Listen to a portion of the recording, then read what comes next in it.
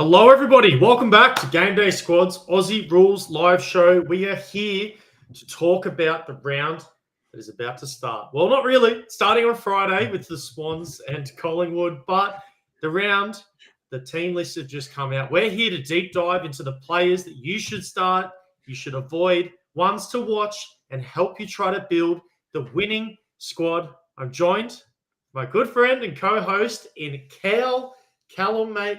It's another week. It's time to dive in and do what we do best.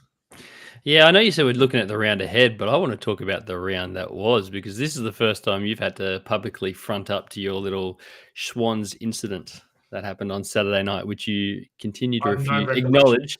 Yeah, continue to refuse to acknowledge existed, but it did happen. Don't know what you're talking about. But I know you would have been absolutely stoked today when the team list came out and you saw your favourites, Peter Laddams and Aaron Francis, are outs, which is almost like getting players back from injury. That was how big it was for your squad getting them out. So, yeah. Yeah, I really thought that Peter Laddams might have been Port's best on last week. He had a fantastic game for your boys. And we won't talk about it ever again because that was, tough game to watch. But look, the good thing is that I don't have to think about that too much longer. But maybe I'll dread tomorrow night even more. Let's hope not. Swannies aren't in good form, but hopefully your squads can be in a little bit better form. I'm going to flick it over here to our kickoff question, Cal. Today, I wanted to ask you, if you were going to become a superhero and you could get one power, what would it be? Oh, geez. That's a great question. So I'm trying to make them interesting. Oh, pause time. I don't know if there's someone that has that. Yeah.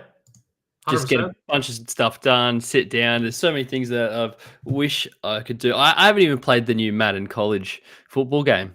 It's just been, we've got so much going on. I want to pause down and spend maybe a month just doing that. I'm super pumped, for NFL season starting up. So, yeah, the ability to stop time would be pretty cool. Sick. All right, leave a comment down below in the chat, wherever you're watching this. What superpower would you get? But me, I'm going to go very vanilla. I'm going to go with flying. I think the ability to be able to fly would just be so convenient. But I don't want to fly really slow. So I do have something with that. If I was a really slow flyer, I think that would annoy me more. But if I could fly really quick and get from point A to point B, then that's what I'm talking about. That's what I want. And that's what I'm going to go with. Yeah, nice. I can see you out at Burleigh flying out to catch some waves. I'm sure you'd love that. That's it. Go fly out to check the swell quickly. Nowhere to go. But here we are. We're talking about game one. And my goodness, Cal, you are loading up on this game. You're liking the prospects. Talk to me. Why are you going so hard in this one in terms of fantasy with 4 players? I just think there's a few good matchups in there for your Swans. I do think you guys will bounce back. I mean, you almost have to, right? But you say it every week, and you know what? I'm starting to believe you. And top of the table, the Seaman, who is first in the Classic competition. Gordon is matchup proof, and you know what? I'm believing it. Because last week I saw his team get beaten by 112 points and he still was massive. So, you know what? I'm going to roll with that guy. And I haven't been playing Heaney the last couple of weeks, but I am bringing him in this week. I don't love some of the matchups around the grounds for other forwards. And I just love that matchup, obviously, for Collingwood. So he is a forward now game, but he's obviously going to run through the middle. But I do think you guys will win. And Dacos is Dacos, right? So I think he's going to play well regardless of who he's up against. So I'm not worried about that. I think he's a big game player, and Friday night is another big game. So, yeah, they're the vanilla ones. But do you want to talk about? Are you surprised with my Blakey selection? You being a Swans fan? Yes, the flying lizard. I'm a little bit surprised, but I thought you would mention the fact that I'm sitting Nick Dacos first. But I respect it. Let me talk about that because I am looking at this matchup, not that he's going to be tagged, but that he's going to get a lot of attention. And I'm looking at him as a midfielder. And you can see right there, the midfield matchup matrix for the Swans are not good. Now, I understand some people and some players will transcend beyond the numbers, like Marcus Bontempelli loves to do, like Errol Goulden, as you mentioned, likes to do. When there's not a good matchup, they seem to be matchup proof. But I do have some concerns with Nick Dacos in this one. And I'm at a point of the season where I'm sitting 17th overall. And if I have any shot of cracking the top 10, I've got to sway a little bit. I've got to pick some pods, and this is going to be one of them. I feel like the majority of people are going to have Nick Dacos, and I'm banking on the other end that if he goes bad, then it could open up a little window for me later on. So I'm trying to zig when they all zag, and that's the thought process. But look, I don't love benching Nick Dacos, and I think it could be the first time this season I have done it. Yeah, and again, where you're at with the position, it makes sense. A couple other players last week, Rosie and Butters. Basically, you didn't have a midfield. Even Willem Drew, I think, scored 130 points. So, yeah, don't believe too much of what the numbers are saying there. I think 3 weeks ago, Sydney were the 18th hardest mid matchup. Yeah, I think Port took a That's big funny dint because yours into that was the one. last 5 rounds. Come on, mate. Let's ease up. Let's pump the brakes. Let's pump the brakes. I'm just saying, we got And into it. if you are right, if we got flogged by so much, then wouldn't that be a lot Oh no, worse? you That did number, it. 15. It was 112. It was pretty Yeah, bad. I'm I just know, saying. I know you didn't watch it, but it was pretty bad. But great for Gosh, me. you're going to talk about fantasy, or you're just going to talk about this bloody game the whole time? How many times do I come to a show wearing this? Not very often. So True. yeah. All right. Well, enjoy it for as you can, because Oh, I will. year round. I will. 112 more round, days baby. of this. Goodness. Blakey. I like the matchup against Collingwood. I'm a bit like you. I wanted to pick someone else this week down back, and I think he has had the ability, shown he can have big games. And I just think, again, like the matchup. Don't Yep. love the form, but he's got the ability to have a big game and go 130, 140. And if he did that, I'd be stoked with him. So, and who doesn't love loading up their players on Friday night, right? Sitting down after a week of work and having Yeah, for four sure. players, right? So I'm pretty pumped for it. Nice. I will say just one thing on that. That Rampy being back, I think, is a big addition for someone like Blakey because he can go back into that attacking defender role. Last week, he was sort of asked to become a key defender with Melican going down, and you just saw the impact that it had on his game. He didn't play very great, and he can't play as a primary defender on a forward. So him being able to take that side step, go back into his attacking role should be great for him in this one. With some reinforcements back. So, yeah, I love the play. And if you're going to do a pod, Blakey's a pretty bloody good one to go in the defense this week. Oh, that's what I want to hear. No one else there I really want to chat about. I think we've kind of covered it. I don't know people are going to be rolling with Warner or someone like that. No, not at all. Maybe Taylor Adams if you want to be very, very different, but I would be taking Heaney any day of the week over him. But in saying that, the mid-forward matchup is pretty good against Collingwood. But we're going to go to game 2. Now, this is 2 teams that are in form, especially in the Brisbane Lions. I saw on the socials today, this game is sold out at the Gabba. So it is going to be pumping. The Gabba is going to be lit up. Who's going to take it out? Who knows? But we have gone the same picks in this one. We're avoiding the midfield, which I think is quite surprising considering some of the form of players like Tom Green, Lachie Neale, and Dunks. Yeah, just a reminder, when we went to the Port Gold Coast game, that was also advertised as a sellout. So I'm always a little bit skeptical when I see that on socials. I want to see it against the Giants before I start believing it. Yeah, I this matchup, there's a few tough ones in there. I'm surprised you've gone with Whitfield again, trying to zag a bit, but he's just been so good, you can't not drop him. So even though he's coming up here against the second hardest matchup, you'd be crazy not to be having this guy in your squad. I'm just trying to pull up here the numbers. Do you know his lowest score over the past 6 games? Give it to me. 123 fantasy points is his lowest. Yeah. Sandwiched in between. Next lowest after that? 154. Yeah. Yeah. Crazy. That is silly. That's crazy. So that 123, he hasn't gone under that since round 11. So he's just been absolute monster. And yeah, I think there's every chance that continues this week. So no surprises there. Zorko, again, he's just been so solid all year. I think you'd be silly to try and drop him. He had a game under 100, one game in the last 6 weeks. So yeah, it's not happening there. I actually had Dunkley in my squad for a little bit here. Okay. So I was thinking about him pretty long and hard. I'm not going to lie. I did look and go, right, the Giants is a really tough matchup, but I did think he would be someone at the Gabba that I wanted to have in my squad, but ultimately decided to go another direction. But I don't know. This just kind of feels like I feel like one of the two in the middle, Neil or Dunkley, and it just seems a little bit more of a Dunkley game. I was hearing about some of Neil's numbers in the last couple of times he's played the Giants, and they haven't been very good, whereas Dunkley has been. So yeah, if I was going to go one of the two this week, it would be him, but he hasn't quite cracked my squad. And yeah, I don't see me sitting there on Saturday and changing my mind just with some of the other matchups I've got in there in the midfield this week. Yeah, I hear you. But yeah, interesting. Like Tom Green, I spoke about him being the most informed, or one of the most informed midfielders, but you can just see the matchup here. I think it's going to be really tightly contested. He should get a couple cuddles in this one, but it's definitely not a strong suit of his throughout this season. He's probably been a little bit unders in terms of cuddles and what we would expect from Tom Green. So, he can become a handball merchant at times. So I'm a little bit worried that if the game goes a particular way, we could see, one of those scores around 100, which has been surprisingly a common theme for Tom Green this season. So I want to avoid it. I know the form is saying otherwise, but the matchup for me and just the history, I'm going to avoid Tom Green in particular. Yeah, a tough midfield matchup, and Gabba's a tough place to go. So you were saying about the lack of tackles. He's only had 3 in his last 2 weeks combined. There you go. So he had 14 in the 2 weeks before that. So big drop off. But shocking stat here with Tom Green. He's kicked it more times than he's handballed it the last 3 games. Yes, he has. So he's great.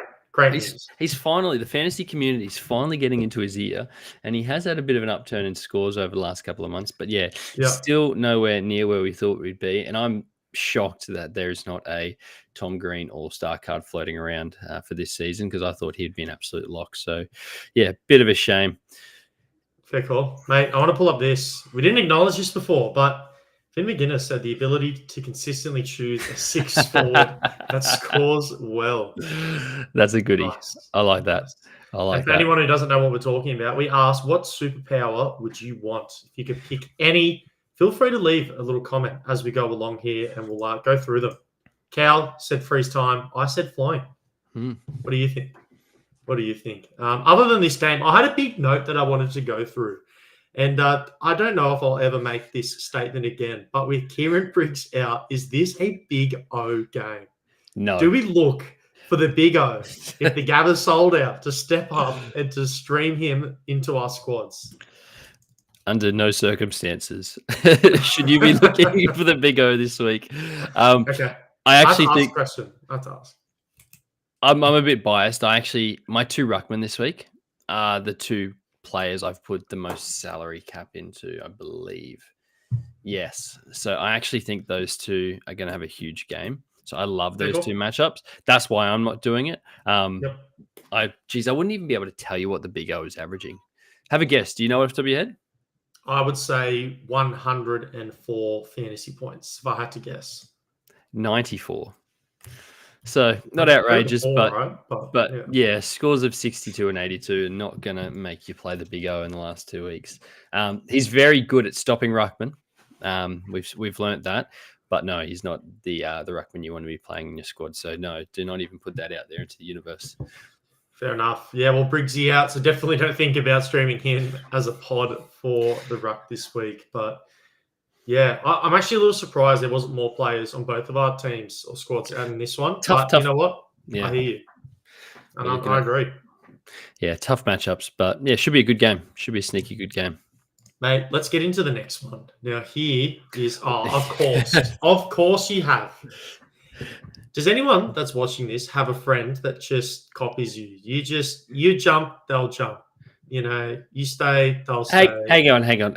What are you calling Cherry, out? when have you ever deployed this card, and why in the week that I go Cherry Gold and you have let's call it a history of this, now all of a sudden you're all about Cherry and you have a gold ready to deploy? Okay, first of all, I've got a platinum that I'd be happy to deploy. I'm still thinking about it, to be honest. I'd have to take the silver off someone like a Whitfield. Whatever you say. I see gold. That's all I'm saying. Yeah. Okay. Just saying, my squads are updated before. You know, I'm going to start. We're going to start doing it separate, so I can get rid of these accusations because it's all just fake news. I'm sick of it. 21 rounds in. If I was copying you, I'd be doing a lot better. Trust me. Okay, I didn't even crack the top 100 last week. You think that's from copying you? Come on. Anyway, I digress. I like the matchup for Cherry this week. I don't think that West Coast have much of a ruckman. I like the matchup for everyone in North this week. I'll be honest with you. That's why That's why I've gone. I love Tom Powell being named on the ball. I love him as a forward getting midfield minutes, and Sheasel. I just love him as a football player. But I've thrown in a West Coast player in there because I think Rogue.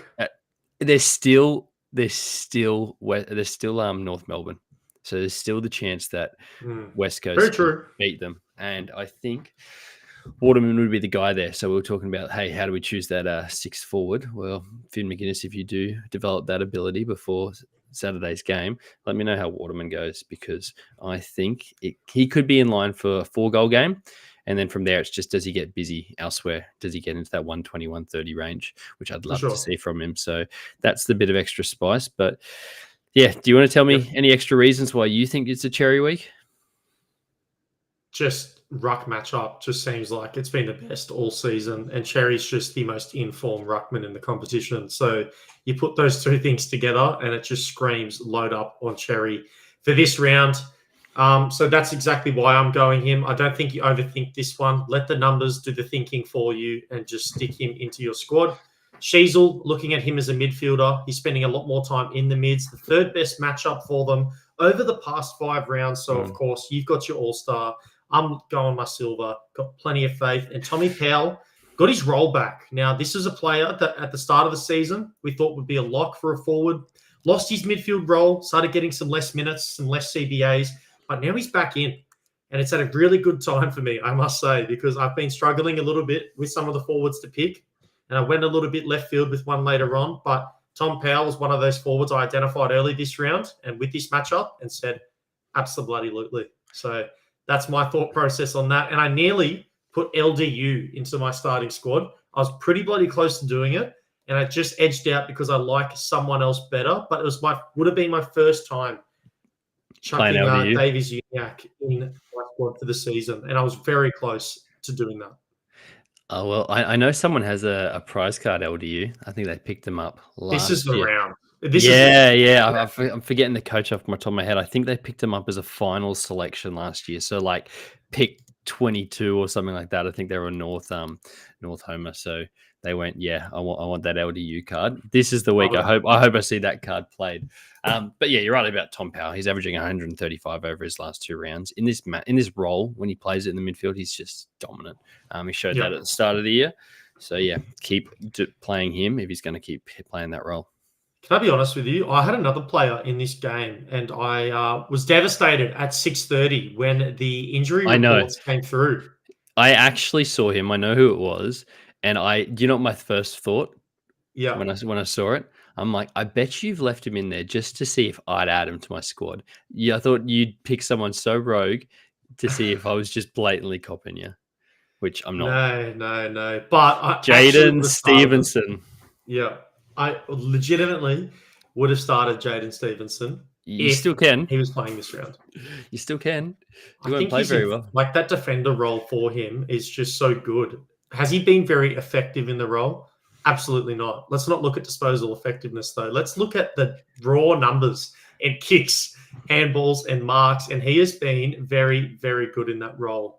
He sort of stepped into like what would be the official role earlier. So if you want to play a forward, I guess he's averaging 110.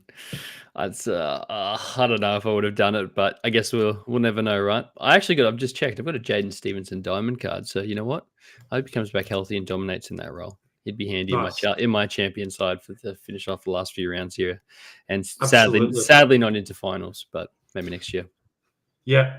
Well, I'll tell you what, surprising. No Duggan from either one of us as well, because the numbers aren't saying to not start Duggan, but definitely there are some better matchups out there. He's burnt me. I didn't even consider him. I'm sick of being burnt by Duggan. So, no. Too much. I started him last week and he had 133 points. I'm not exactly sure what. The 2 weeks before is what I'm talking about. And I know one of them wasn't. I know one of them wasn't his fault, but you know what? The 2 rounds, I should say. But yeah, I did get burned by that 88, so I'm not going to do All that right, again. fair call, fair call. I know it hurts and it stays with you, doesn't it? It's fantasy. That's how it rolls. But I reckon we've covered everyone in this one. In all honesty, there's not too much upside with other players unless you want to go like a Simkin and back him in with the mids there. Which you But don't. should be a good game. But Cal, I've made this up because guess what's coming? And it's around the corner. It is starting at the end of this month. And our player update has just gone live on the game day squad. So make sure you get in there, have a look at the players, some position changes for the season. Like Laura Gardner, you can see in that she's now a midfielder, which, she should have been. But last year she was a forward. She's still going to dominate in that role, so don't worry. But the Women's Aussie Rules game is just around the corner. Make sure you are ready to go. I'm dropping content. We're going to be doing a live stream as of next week where we're going to dissect some preseason data. We're going to let you know of all the players you should be targeting because it is getting to that spicy time of the year where it's time to start building your squad. And I can't wait. Cannot bloody wait. I know you're pumped for it. I didn't get to get amongst it last year, but I am super excited to this year. It is weird seeing a row bottom in a Suns jersey. I know, completely different player, but I don't know. It doesn't do right for my boy James. But have we announced who you're doing that content with yet, or is that still hush hush? I think we'll leave it. We'll I'll keep my mouth shut. I've also thrown in the next slide as well. You'll be seeing this tomorrow. So we're going to be jumping up and down about our Women's Aussie Rules kicking off tomorrow. Because it's all good to go. So we're super pumped for that. Only less than a month now, 3 weeks. 3 weeks from today. End of August. The 30th of August will be the first ball up for the season. So it's going to come at a great time where Aussie Rules will just be wrapping up in terms of fantasy. And then Women's Aussie Rules is just going to substitute right in its place for me, and we're going full steam ahead. So how good is that? Looking forward to that. Yeah, absolutely. Cal, let's get into game 4. Now, this one is going to be spicy. There are 2 teams here hunting the 8, hunting some good positioning, and there's some fantastic fantasy players at that. It is the Fremantle Dockers versus Geelong. We have gone pretty similar. You're missing out on one player, but let's talk about Andy Brayshaw. Now, the big debate for Freo always is, do you play Caleb Sarong in their midfield or Andy Brayshaw? Why this week are you backing in Brayshaw, and was it a hard decision to make? How did it go for you? No, it wasn't. Look at that form over the last 5 rounds. I think the averages are still very close for the season. Don't let that fool you. Andy is the one that is in form. Last 3 rounds, 126, 138, 141. So he is well and truly the number 1 midfielder at the moment in that team. And I do, I do want to have him in my squad because I think he does. And he has shown the ability to go huge, right? So he's already had, 155, 172, both within the last couple of months. So he's had the ability to go boom, and that's what I want to get on. You know what? I'll cop the 97 that he'll have in there, the odd game that for where I'm at the season. I want the boom of Andy Brayshaw. He's one of the best boom players in the competition, and I want to be all about it. So, yes, that's why I've gone him. I still love you strong, but not this week. Fair call. And may I say, I know the matchup data there goes over the past 5 weeks, but if you look at Geelong's midfield over the season, they are the 5th easiest matchup. So definitely they've made some changes in their midfield. Tommy Stewart going in, some people like Danger coming back off injury, getting in there as well. So that might be an indication, but I still think it's really positive. And that's why I think we're backing in Andy Brayshaw in this one, because he's a superstar himself, and I think he's going to step up in this one and make it, lead from the front for Freo at least. But I'm also going Young for the same reason. I do think the matchup's going to be good for mids, and I'm going Hayden Young in my defense. Only a bronze. I was thinking about a silver, but I put some salary cap elsewhere. And then Tommy Stewart for me. If I had a silver, I would start him, but I just have a bronze, and I'm happy to start him as bronze because he's just been so elite, and I'm not really worried about any sort of matchup data or anything. He's just for a defender playing his role. You could be one of the worst matchups, and it would still be a good game for defense, in my opinion. So I'm all in on Tommy Stewart.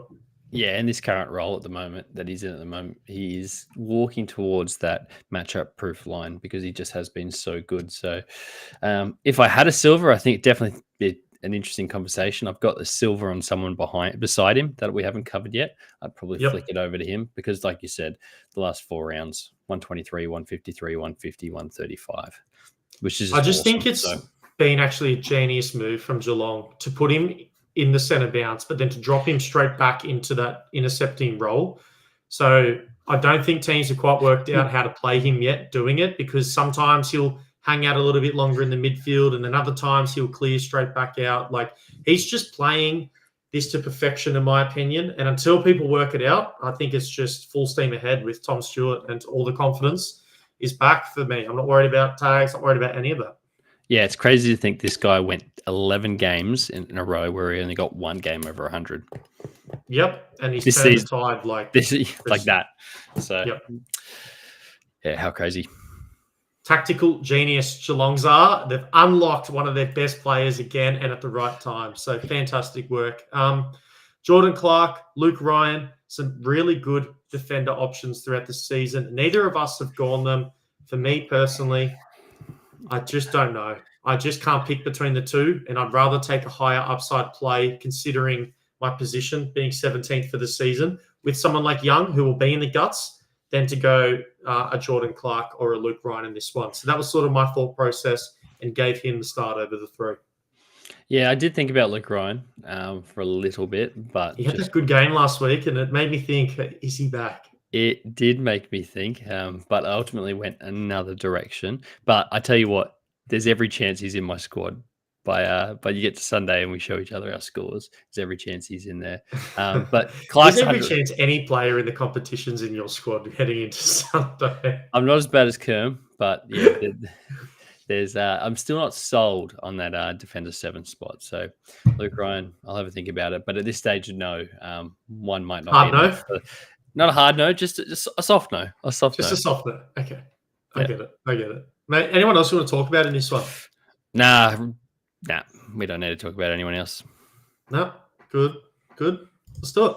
Let's get into game 5 now. Kerm. Speaking of Kerm, here we are, the Suns, and we're going to see.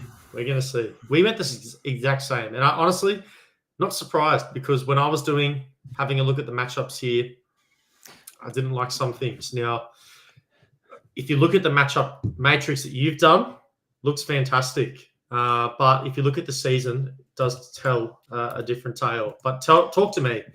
No Merritt, no Nick Martin. I know you've been on that train quite a bit this season at times. What made you avoid them this round in particular? Just, again, Merritt was someone else I sat there and had a long, hard think about. He still might be in my squad by the end of the round. But it's just the other matchups this week. I think I like them a little bit better. Okay. So he's been pretty good. Like, Merritt's been good since Parrish has come in. He hasn't been outstanding, and it is a weird matchup. Like, the numbers tell you that the Suns should be stronger at home, but the Suns are done mentally. They were done in that Q clash, so it was very obvious. That was their season going down. Which, yeah, it's a shame, but.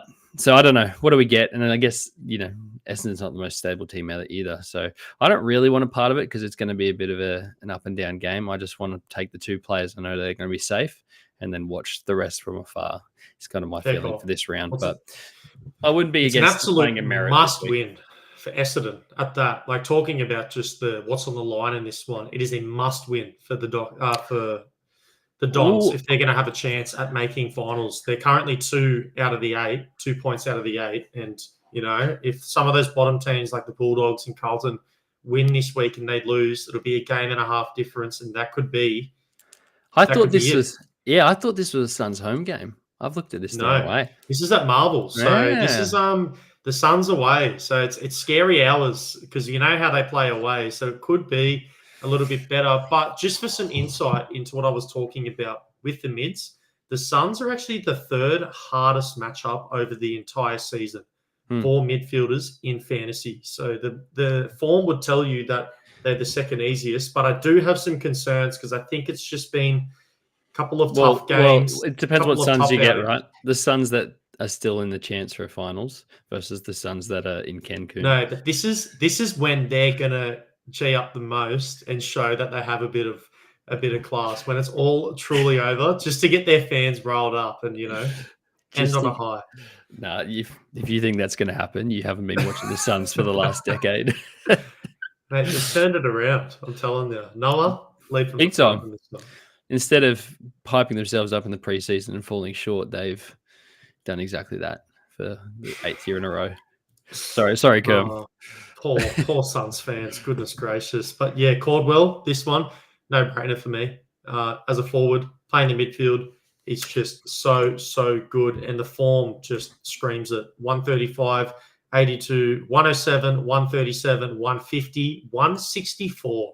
And if that doesn't give you a bit of confidence heading into this week, Jai Caldwell is just an absolute stud. And we're getting to the end of the season, getting a bit emotional because I'm going to miss him. I'm going to miss him in the forward line. I do know that, the good times are going to end soon with Caldwell. He's going to become a midfielder before you know it. So let's enjoy it. Never going to be played again. Come here. Give me a hug. I love you, and I'm going to continue to love you until this season's done. And then I'll sell all your cards as quickly as I can. Poor Caldwell. But, mate, there's not really other players. Maybe Ridley, you could stream through your squads in this one. The data would tell you. But I'm avoiding the Bombers' defense. I think there's just a little bit too much going on there at the moment. It's too many mouths to feed. Like I said, watch it from afar. So, for sure. But Cow, let's get into Game 6. Now, if I think it's going to be a thrashing. Personally. Like 112 points, or I think more like 80 points. I think you guys are going to touch up the Demons. Jeez, I didn't think you'd consider 80 a thrashing. Yeah, listen, I actually think it's going to be a lot closer than you think. This is classic Port Adelaide. We could lose this one. We won't. We're on our end of season streak here. You're in your little run at the moment. Yeah. We got to hype everyone up a little bit more and be like, you know what? Maybe they can beat the Lions at the Gabba. No. But what I do love is the midfield matchup. I want to play the double-headed snake again this week of Rosie and Butters. And that is kind of why I've left out Merritt. I've gone with Butters this week, who I feel Butters. Big game, Victorian at the MCG. He does play quite well, and he's in an awesome bit of form. And honestly, if I had to pick between two of these guys, I'd be picking Butters this week. But I've got to ride with my boy Connor. So that's why I've gone with him this week. Great matchup. I think Port's obviously in a little bit of form, and these two guys. What I love about them is it's not one or the other. They can both have big scoring games together. So I think that's going to be the case. And yeah, hopefully if that goes right, that'll go a long way for me going up that leaderboard. Hopefully finishing inside the top 100 this week. Love it. Well, I'm going to reinforce your points because firstly, best matchup in regards to the past 5 rounds for mids, but it's also the 4th easiest matchup over the season.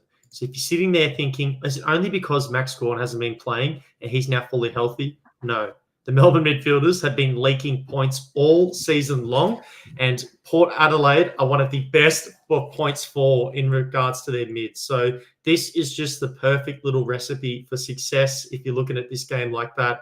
And that's why I've gone Butters. There's been very few times I have streamed Butters in to my my squad this season, but this is one of those weeks for me. I just could see like one of them will explode, as you said, like it will be a Rosie. Both of them will play well, but one's just going to have one of those games. And I'm hoping it's Butters for me because I've got him. But I'm very much looking forward to see who it will be. Yeah, I like them both. And interestingly, neither of us have gone Gawn. Port at the start of the year, they were really giving up points to rucks. So you would have been, no way in the world you would have thought 3 months ago that you wouldn't be playing Gawn in a matchup like this. But a lot's happened, and now neither of us are playing.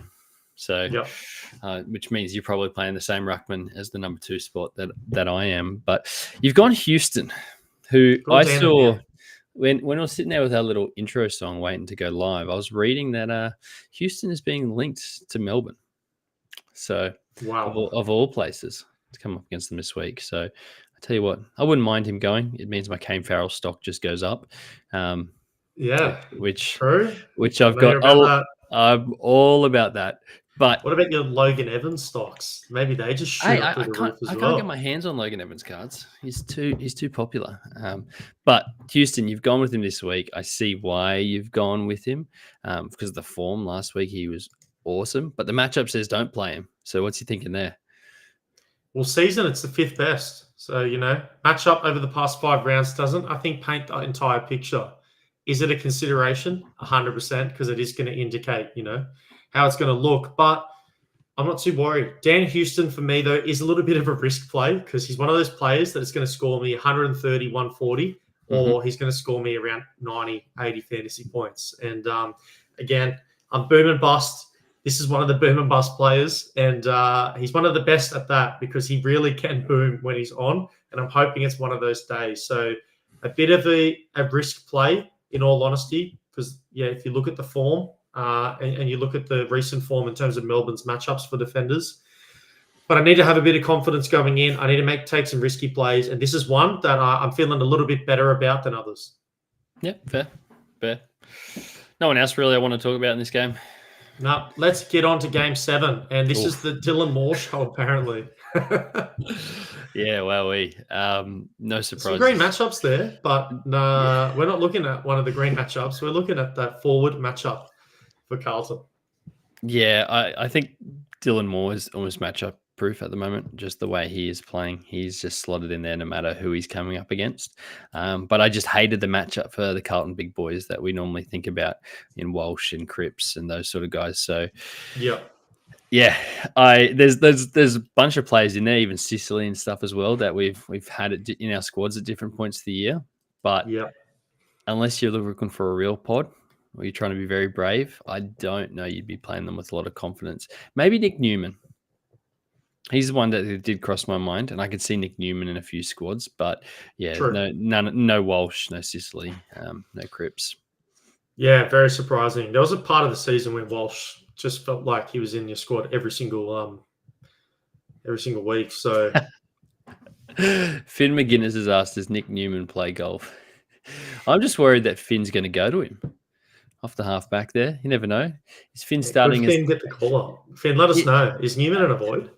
Yeah, are you the sub this week? I'm very interested. But yeah, do you want to talk about Dylan Moore? Is he just that much of a lock? Is there anything you want to say outside of the fact that he hasn't gone below 100 the last few weeks?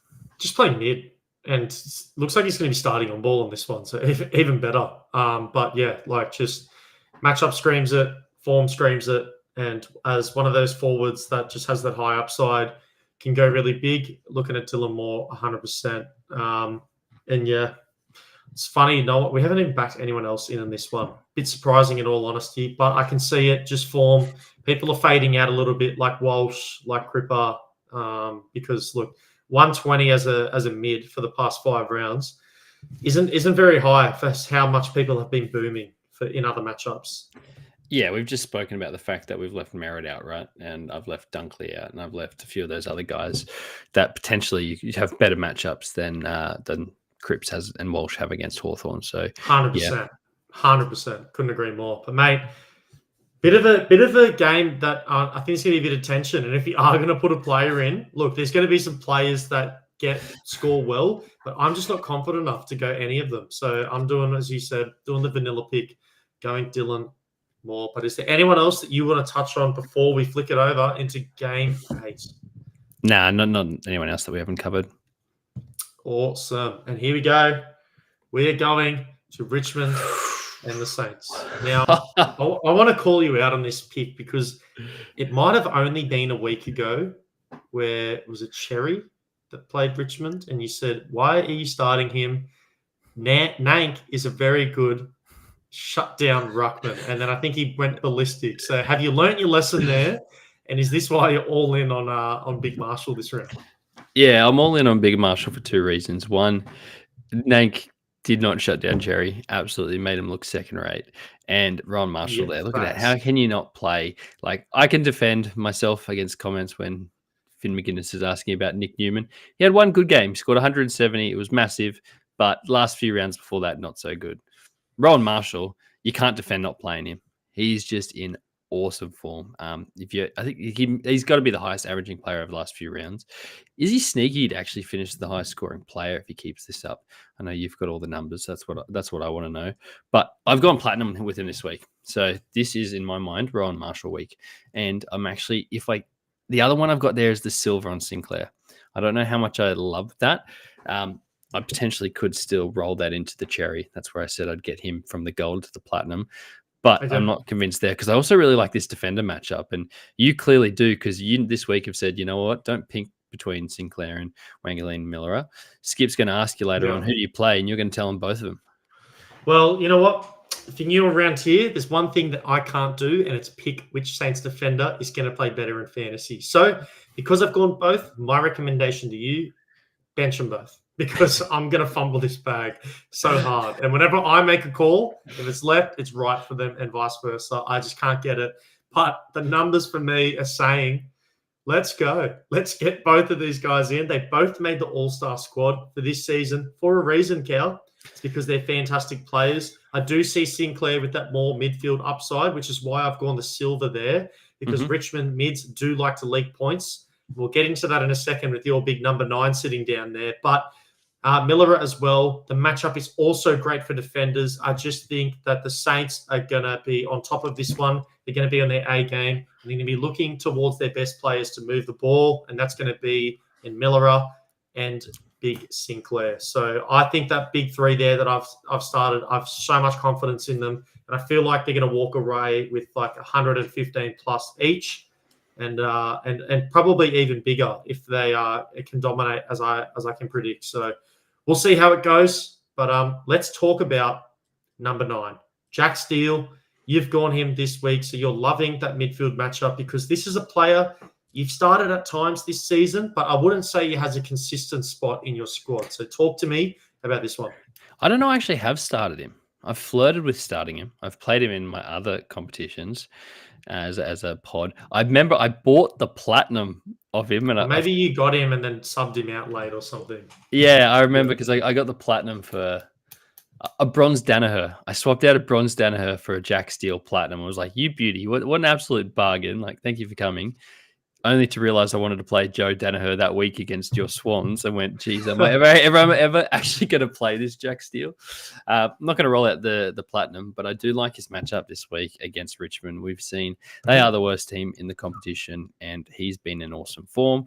I don't know a lot of the top coaches are going to roll with him this week because there are so many good matchups, and he still does come with a risk. And the risk in my mind is that ceiling. So he's only cracked over 150 once this year. So when we talk about Brayshaw, we know he's got that big game. So I'm not really looking for that, but I am looking for like a 140. I'd be happy with a big 140 from Jack Steele, as most people would be. And I think that's actually very doable because if you go through a squad, that sort of seems to be where he can hit and has been the last few rounds. So yeah, I'm all on Jack Steele having a big matchup this week, just like the same reason you want to play Sinclair in there. And yeah, he's my pod midfield, and he's keeping out Merritt and Dunkley and all the other mids we've talked about this week that haven't found a way into my squad. Yeah, well, I hear it, Matt. It's definitely a bit of a risk play, but could be maybe a safer one in terms of the floor, as you were saying. But is there anyone else you want to talk about in this one? I'm on Philippou Watch still, being a Dynasty platform. Dynasty, 100%. You've got to get your hands on a Philippou at the moment, just with the way he's been playing. Couldn't agree more. Starting in the middle, which is fantastic. So he can hopefully turn himself into the Jack Steele of a few years ago. But yeah, outside of that, not really. There's not too much to get excited for in this game. Well, then let's get into the last one. We're going to be looking at the Crows versus the Doggies. Now, I've loaded up in this game. I'm hoping for some Sunday magic, some shot clock cheese, as they would call it in basketball terms. I want to make sure that I've loaded up here, and hopefully all my players explode and I can climb up those ranks in the leaderboard, because last week it was a little bit upsetting. I went into the last game in, I think, 6th place or 13th place, something like that, and I went all the way down to 31. So people are clearly doing that strategy against me and making me feel like I have some security. So I thought I'm going to bite back this round. I'm not going to let it get into my head, and I'm gonna load up as well. Yeah, I thought I thought the same. I think what was I like 10th or like 15th or something, and I slipped out of the whole 100. So, yeah, Yep. um, I feel you. You like a few players this week. I'm not surprised. So Trelaw, obviously he's yeah, there you go. He's 150. So him and Marshall, the two midfield, the two in the middle, I should say, Yep. dominating that. I think everyone will be playing. You've gone the Bont as well, which tells me you love the matchup. I know Dogs are in a good bit of form at the moment, and they've been playing Mhm. really well, but I'm always nervous playing the Bont. Yep. I think there was some concern about like another injury, which actually, Oh, great. He plays better. I was going to Coming off say, injury risk. I was going to say, which is actually a better thing. I forget what it was. It was ankle or something I heard before. It doesn't matter. He's going to play, but it just means he's going to be having another game where he's injured and goes for 180. So Let me set the I scene like for you. Let me set it, okay? Let me set the scene. Hit me. All right. If I'm not mistaken, Adelaide Oval, right? This is in Adelaide, this game. Okay, that's where Crows play. Yep. So they're You home, should know. right? Last time you saw it last Saturday night, didn't you? No, I didn't. I don't know what you're talking about. Go on. I have no idea. But last time we actually were there live. Dogs played, all right?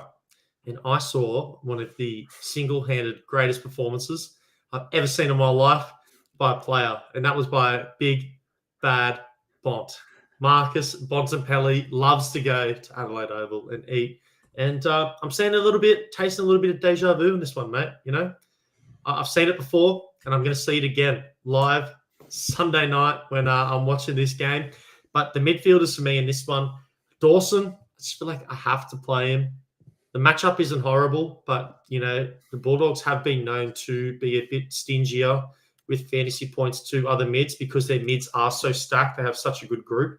So I am concerned. I'm not starting him being like, he's going to explode. I actually do have a little bit of worry for Jordan Dawson. But Bont and Trelaw, I think, are going to eat. They're just going to be two of the better players in this one, just overall. And I could actually see them both being the two highest fantasy scorers coming out because we have seen that they can work together and both of them can explode in terms of points. But my big question mark on Bontempelli will be how much time will he spend forward, because he has been effective at times in the forward line playing there, but it does really take away from his game. The bottom line is if you're not in the midfield, you're probably not going to score as much unless you're kicking 3 goals or 2 goals to make up for it. But I'm really hoping there's less forward time for him and that he's going to spend a good chunk of that time in the midfield. Yeah, that's the worst thing when he plays injured and goes to the square. You don't want that. Let's talk about Geordie Dawson because he is one of your loves. You got the All-Star. He is my love. Would you be playing him if you didn't have an All-Star? Because I think the answer is no. Because probably not this round. No, not this round. But I would have played him throughout the season. Yeah, through the season. Yeah. I don't know if I love the matchup coming up against the Dogs, and clearly he's almost fallen off that list there, which is crazy to think that Dawson would be falling. And I know there was a few games in there that's brought that down. But yeah, I just don't know about Geordie Dawson this week. I'm looking at Dale here, and Dale was my seventh defender. Yep. And I don't even know if I want to sit here and tell you why I picked him, because I'm already thinking I might move him to Hayden Young. Oh, of course you will. Follow in my footsteps, mate. Go on. I'll think about it. I'll think about it. So come next week. We'll talk about this again, and we'll talk about how you started. You know what? You keep this up. I'll sub in Bont as well. Yeah. You got nothing to lose. You what, 50th for the season? Something like that. Hey, if you're not in the top 10, you're nothing. True. Unless you're in the weekly competitions. Top 10, obviously, for the prize cards, which we're not going to get this season. So, well, look, I have the tiniest little bit of hope, but you have been squashed like the Suns we spoke about before. You are fully done. Yeah, far out. Right, Cal, that takes us through the round in particular, and I've realised that I haven't put my squad for this, but you have. So let's look at your squad. Yeah, not as bad as 30, not as bad as 50th, like you said, 33, but 102 last week. That's not good. But I know there's competitive squads out there, which is awesome. Hurts, but we love seeing it. You can see where I'm going to go. I reckon I might go Sinclair. Looking at it now, talking through it, I might go Sinclair down to the bronze, Dale into to young, and then cherry up to that platinum, and just run with my big rucks this week. Alrighty. I'm feeling confident. Next time, mate. Let's get that done. Prior. But here's my squad. Sorry, I didn't update it, but let me throw it in there for you. This is who I'm going to be rolling at this round. Look, Rankin, bit of a risk play. He's finally coming back though, and we saw this little stretch here. This is what I'm really excited about.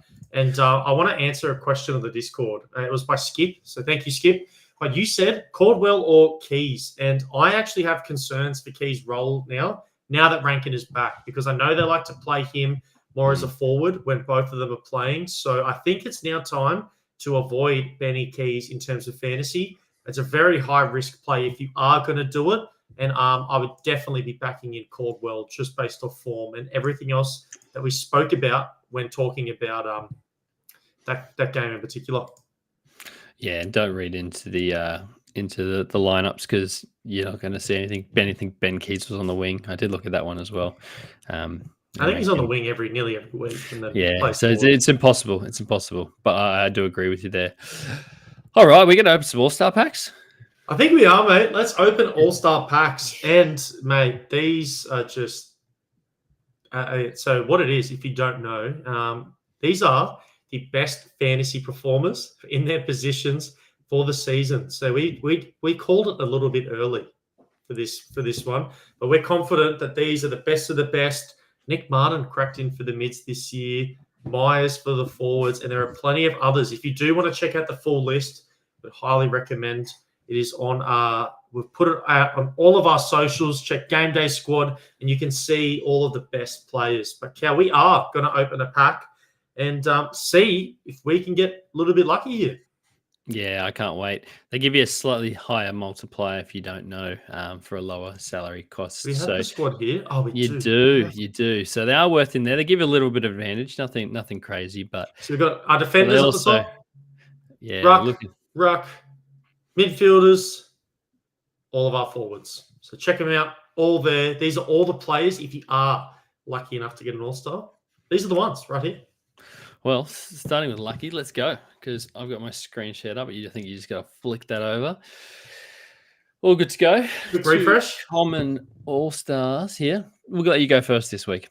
No, I went first last week. I'm a suspicious man. I'm superstitious and suspicious, and I don't want to go first again. I'll switch it up. All right, I'll go first. You would stitch me up with that, saying that happened last week, full knowing that it did not. Oh, I have no idea. I can't even remember. Let me just adjust this so I can make that look nice and pretty. But imagine you get one right here. Can we hover over, get a little bit of excitement, or no? No. I want to go one by one. Oh, Tom Lynch. Is he retired? Oh, every time I see gold, because it's half gold. Oh. Well, here's your buddy. I thought that was your boy. Oh, it's not my legacy game boy. It's the other boy. Oh, no. No. Alrighty. Thank you, Cal. Thanks for getting that out of here. Would you like to pick a player from my squad? Would you like any of them? Grundy? No, sorry. No good. No? Who's going to be better? Nah, he's no good. You don't want a Grundy. Come on, Cal. Come on, Cal. All right, you ready? You want me to hover over them for you? Yeah, can you? Come on. Come on. No. Damn it.